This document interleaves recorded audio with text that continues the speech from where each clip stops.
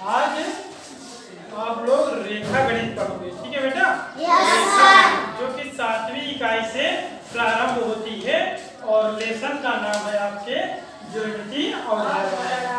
जो पहला चैप्टर है रेखा गणित का ज्यामिति अवधारणा, ठीक है? ये शुरू कहाँ से होता है? 7A से। एक्सरसाइज शुरू होती है 7A से। तो सबसे पहले इसमें जो वर्ड बार बार आएगा, पहले भी आप लोग सुन चुके हो, बिंदु क्या होता है, पॉइंट क्या होता है, तो उसके डिफिनीशन को हम समझ लें तब फिर आगे बढ़ते हैं, ठीक है? तो डिफिनीशन क्या होती है? समतल में स्थित, ध्यान से सुन लोगे, समतल में एक स्थिति को बताने के लिए वह सूक्ष्म चिन्ह, समतल में एक स्थिति को बताने के लिए वह सूक्ष्म चिन्ह जिसमें ना लंबाई हो ना चौड़ाई हो बिंदु कहलाता है। क्या क्या नहीं होना चाहिए बेटा? ना लंबाई हो ना चौड़ाई हो बिंदु, ठीक है?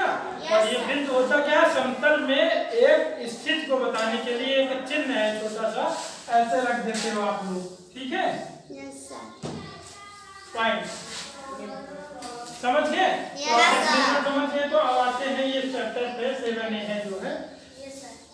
पहला क्वेश्चन है जिसका रिक्त स्थान इसमें करना था। तो समतल में स्थित दो बिंदुओं से होकर रेखा खींची जा सकती है। तो कितनी रेखा खींच सकते हैं? दो बिंदु है, जैसे ये प्लेन आपका समतल है, जैसे व्हाइट बोर्ड, अब दो बिंदु है, इनसे होकर कितनी रेखा खींच सकते हैं? एक तो हमने खींच दिया जो कि दोनों से होकर के जा रही है। और कोई रेखा खींची जा सकती है? नहीं खींची जा सकती। और ऐसी कोई रेखा नहीं खींची जा सकती जो इन दोनों बिंदुओं से होकर जाए। तो समतल में स्थित दो बिंदुओं से केवल एक रेखा खींची जा सकती है। कितनी बेटा? एक रेखा। आप समझ गए, समतल में स्थित दो बिंदुओं से केवल एक रेखा खींची जा सकती है। अब बी वाले क्वेश्चन में आ जाते हैं, जिसमें कह रहा है कि समतल में स्थित किसी रेखा में, समतल में स्थित किसी रेखा में, जैसे हमने यहाँ एक रेखा खींच रखी है ऑलरेडी, ये रेखा में, ठीक है ना?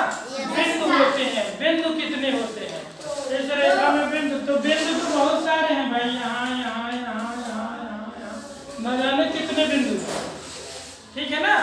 हम गिन भी नहीं सकते इतने बिंदु हैं, क्योंकि बिंदु में तो ना लंबाई है ना चौड़ाई होती है, बहुत छोटे छोटे होते हैं। तो कुल मिला के एक रेखा में कितने बिंदु हो जाएंगे बेटा? असंख्य बिंदु हो जाएंगे। कितने हो जाएंगे? असंख्य बिंदु हो जाएंगे। कितने हो जाएंगे बेटा?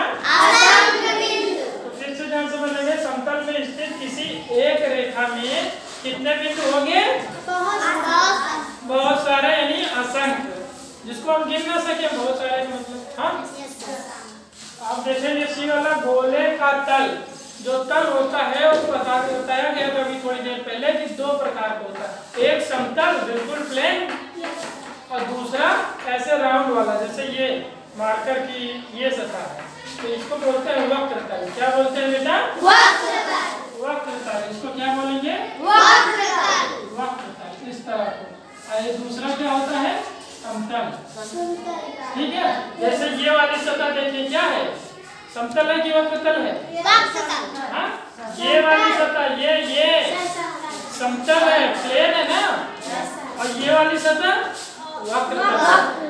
जैसे आपके व्हाइट बोर्ड की सतह कैसी है? समतल है। कैसी है? समतल। और मेज पे जो ग्लोब रखा है उसकी सतह कैसी है? वक्रतल होती है। तो प्लेन नहीं है, ऐसा राउंड राउंड घूमती हुई है। हाँ, जैसे इस बोतल की सतह कैसी है? वक्रतल है। और जबकि इसके ऊपरी सिरे ढक्कन की सतह समतल। तो जो तल है, यानी सतह है, वो दो प्रकार का हो गया, ठीक है? एक समतल, दूसरा वक्रतल। समझ गए? जो राउंड शेप में होगा तो उसको वक्रतल बोलेंगे, और जो प्लेन होगा बिल्कुल समतल बोलेंगे, जिस पर हम चल सकें। जैसे ये फर्श है, कैसी होती है? समतल। ये वक्रतल होती तो हम चल पाते?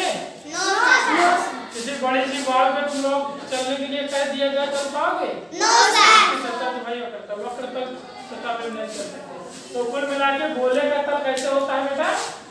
वक्रतल। कैसे होता है? वक्रतल होता है।